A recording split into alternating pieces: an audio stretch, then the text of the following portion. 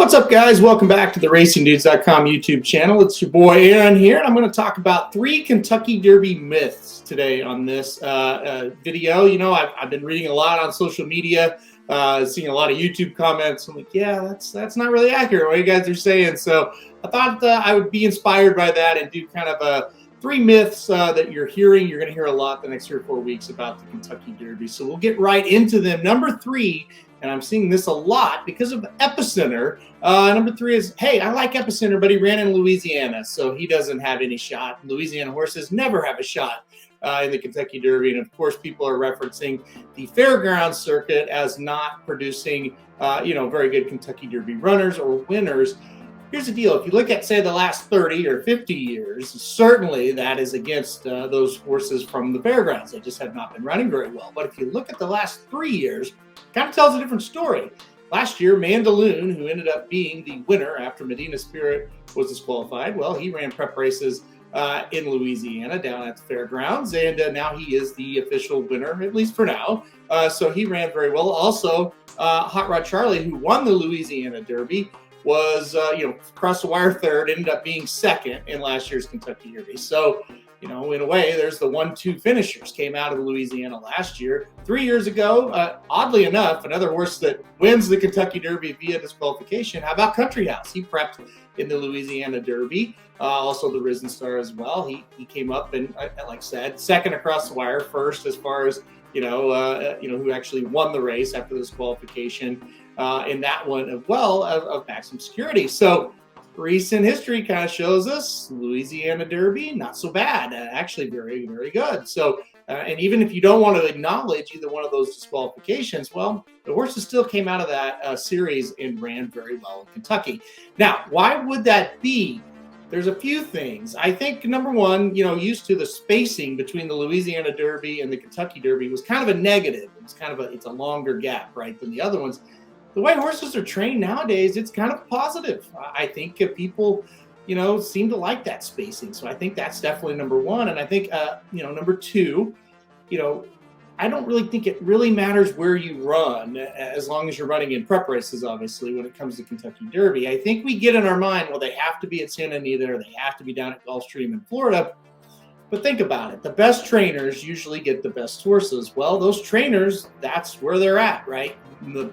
Widely regarded as the best trainers in the country, they're usually on one of the other coasts. So, it just comes to reason they're going to run at their home tracks, and those horses will come out of that and go to the Kentucky Derby. But Steve Asmussen's, stable just keeps getting better and better. Brad Cox obviously has emerged as a big-time guy.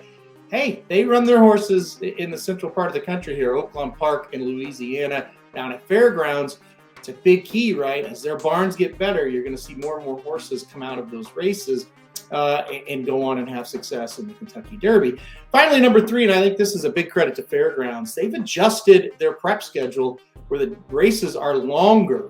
The Louisiana Derby is now 1 mile and 3/16. That's longer than anybody else in this country. And then the Risen Star, which is the second to last Kentucky Derby prep race on the trail there at Fairgrounds, is 1 mile and 1/8. So I think those 2 races specifically are getting better horses ship in, and it could be in part because they're running longer, sooner, and so you get those horses that may want to go long, and they can't do it at their home track because that second to last prep is 1 mile and 16th. The last prep is 1 mile and 1/8. Well, Fairgrounds, it kind of gives you that different opportunity. So I think that's been appealing. You think of a horse like Hot Rod Charlie coming in from California, and you usually think, well, he'll go to Oaklawn Park. That's where the California horses, the stronger ones, have kind of gone in the past. Not so much. Last year, Hot Rod Charlie goes to Louisiana. We had really good shippers come into the Risen Star this year, I should say. And even a horse like Zozos, who's a Brad Cox trainee, who his last race came at Oaklawn, came back to the fairgrounds to run in the Louisiana Derby. So be careful dismissing these horses coming out of fairgrounds. Things have really changed, and that's kind of 3 key factors of why I think that change could continue. And if it does, and these horses just keep running well, could we see other tracks kind of change that distance situation? I think that's going to be interesting to watch. So don't discount them. All right. Number 2, and I see this a lot, and I think we're seeing it a lot this year because of strong closers like Mo Donegal and Zandons. But the myth, and the number 2 thing is, you want a closer in the Kentucky Derby. Really, that couldn't be further from the truth. Deep closers have a tough time You want to be speed or stocking. That's what you really want. Now, I'll take this quote right from John White's article at expressbet.com. And for my money, John White is the master at picking a Kentucky Derby winner. He taught me how to do it. And I think his strikes system, he has a system that you can read all about in that expressbet.com article that he does every week. Check that out. Make sure to check out what John has to say leading up to the Kentucky Derby. But anyway, one big thing, he makes the point of, hey, closers don't do well in this Kentucky Derby. 53 out of the last 56 winners of the Kentucky Derby have been first or second with a furlong to go. And that, again, comes right from John White's expressbet.com article. So what that tells you is, if you are a closer, you better be able to get position with one furlong to go where you're right there in range and with a shot at first or second.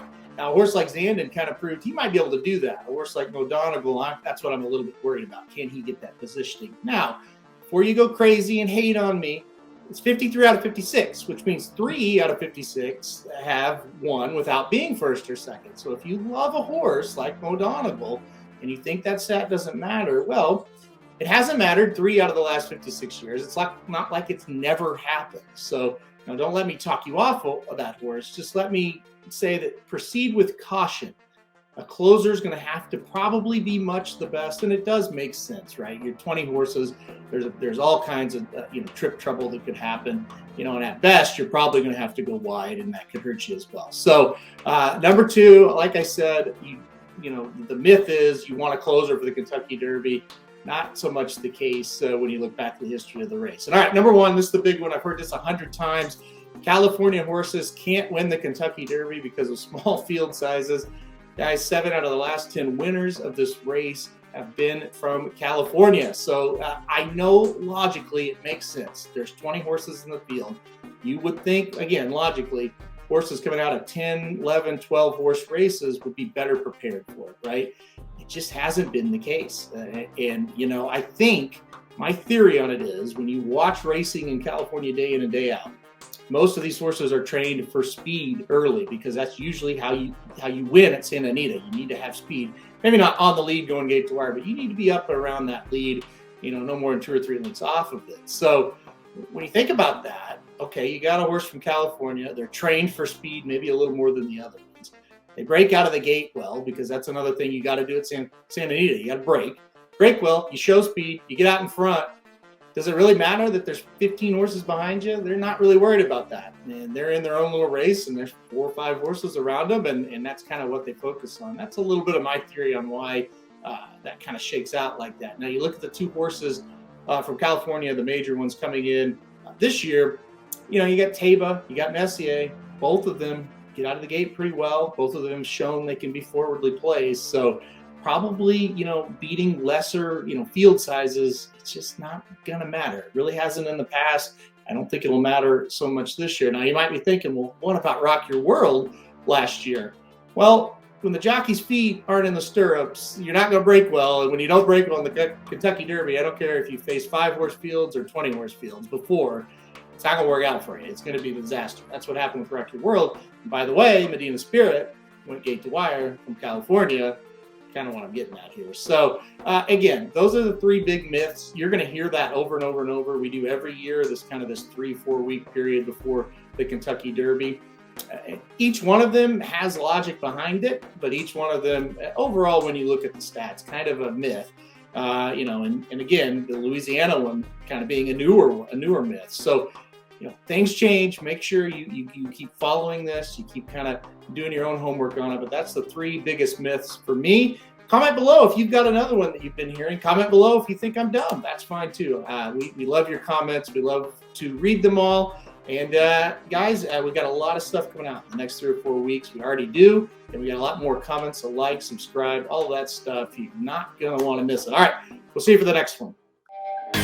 This has been a presentation of RacingDudes.com, your destination for all things horse racing and sports betting. Whether you want free winners, expert insider picks, up-to-the-minute trackside weather reports, or podcasts and videos for bettors of all skill levels, Never make another wager without visiting the Racing Dudes. First,